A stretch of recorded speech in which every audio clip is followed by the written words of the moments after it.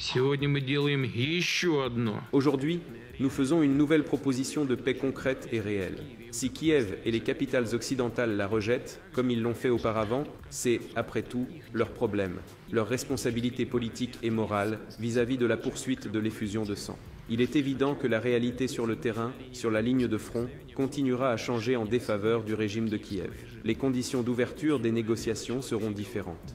Je vais souligner l'essentiel. L'essence de notre proposition n'est pas une trêve temporaire ou un cessez-le-feu, comme le veut l'Occident, pour remplacer leurs pertes, réarmer le régime de Kiev et le préparer à une nouvelle offensive. Je le répète, il ne s'agit pas d'un gel du conflit, mais de sa fin définitive. Encore une fois, dès que Kiev acceptera le scénario proposé aujourd'hui, acceptera le retrait complet de ses troupes des républiques populaires de Donetsk et de Lugansk, des régions de Zaporojié et de Kherson, et lancera réellement ce processus, nous serons prêts à entamer des négociations sans retard. Je le répète, notre position de principe est la suivante. Le statut neutre, non aligné, non nucléaire de l'Ukraine, sa démilitarisation et sa dénazification.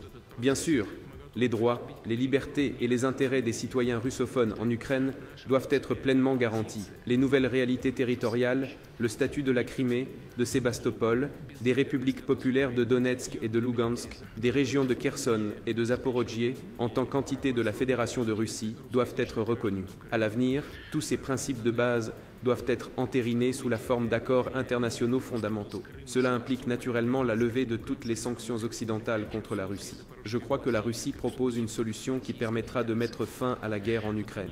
Autrement dit, nous appelons à tourner cette page tragique de l'histoire, et aussi difficile que ce soit, à commencer progressivement, étape par étape, à rétablir des relations de confiance et de bon voisinage entre la Russie et l'Ukraine, et d'une manière générale en Europe.